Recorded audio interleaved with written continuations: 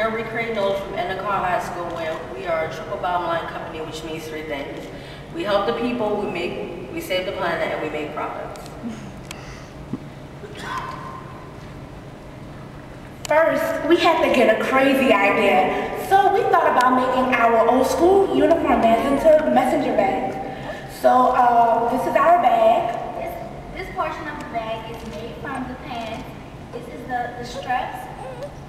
The straps came from the suspenders of the pants. And this is actually the vest. One of the hardest part of this experience is the physical labor, which is we had to do the cutting, the measuring, and the sewing part, which is really hard. Yes, and overall we took two big things from this. One was that when you're creating a lot of products, designing them all at once, you only need about 6 prototypes, so we actually didn't have to stitch and pin every bag. The second big thing was the people that actually are responsible for stitching and pinning, the seamstresses, are guys.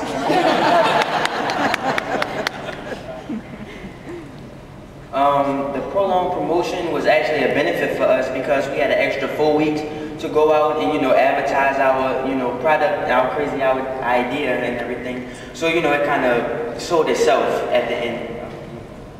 The first opportunity we came across was our Carr versus Walker football game, which is actually a big football game on the West Bank. It offered us an opportunity to promote to the alumni and staff. We went to the game, we passed out flyers that promoted our Facebook page, and I also got a chance to play model and walk around with the bag.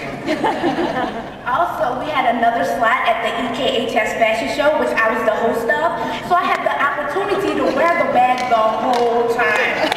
And those people love those bags, I tell you. They kept telling, Shannon, where did you get the bag? I was like, we're recreating NOLA. We made it.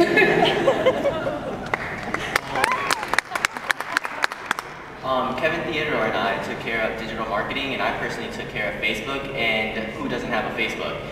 Well, I remember seeing people posting on their Facebook page like, oh, I love your bag, it's a great idea.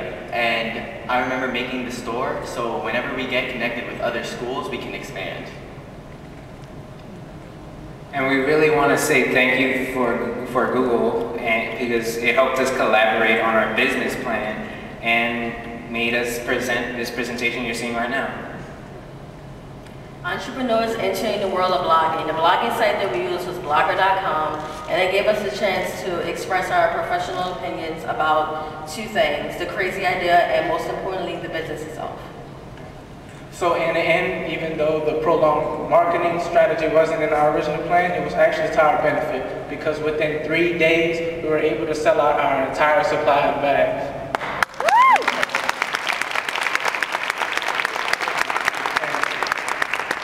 That actually brings me to profit. The original $1,000 that we were granted, of it, we only had to use $350 to go into promotion. To go into marketing. From there,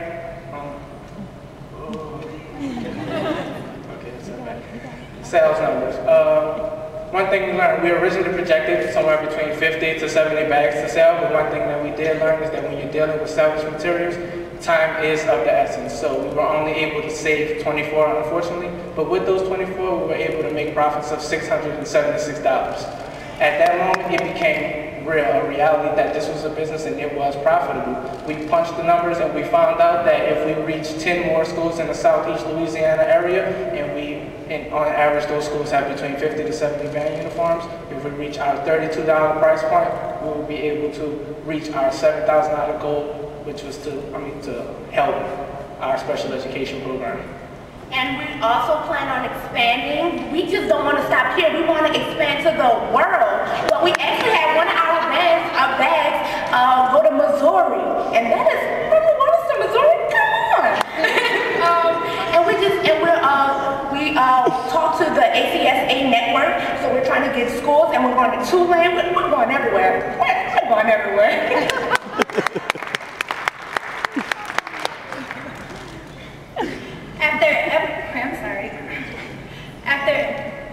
After every bag that we sold, we did a brief survey to see how everybody adjusted to our bag, because we want the best bag possible.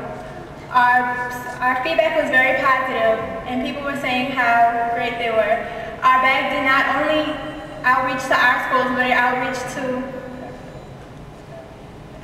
faculty and staff, and Grace Arena on Magazine Street that helped us go to Missouri.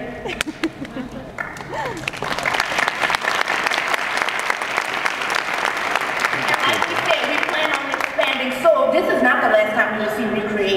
Just make note of that. Thank you. Nice.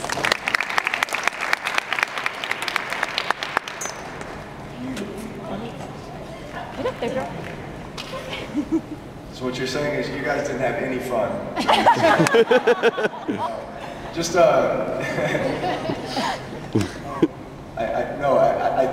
I was just being sarcastic. No,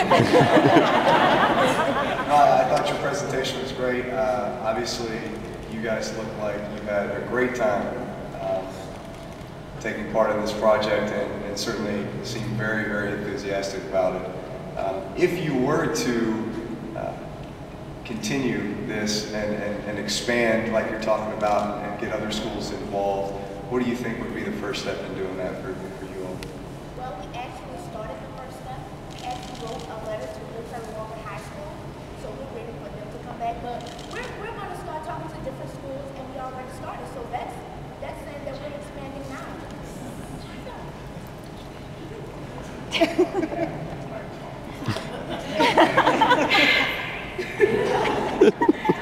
Oh, say that again? Okay. Well, we do plan on expanding. We actually wrote a letter to rE-Kre High School, and so we're waiting for them to get back. And like I said, we have a bag that went to Missouri, so that's expanding also. And Hi guys. It's pretty apparent that you guys have an amazing, very creative idea, but I wanted to hear if this was your first idea, and if not, how did you evolve? How did your thought process evolve to get to the band uniform, to the messenger bag?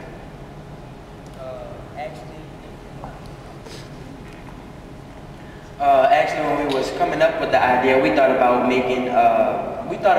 actually using the whole uniform to make headbands and all kind of accessories and everything, but I think it was China, Brittany, and Brianna, when they actually put it was China, she actually laid the uniform, the vest down, and Brittany was like, wait, we can make that a bag. And all of us, honestly, everybody else was like, huh? And it was kind of like those three ideas, because they kind of came together and was like, okay, let's do this and that and that. So that's kind of how the bag kind of came about, you know? It was just us laying it down, looking at it, and saying, that's what we're going to do.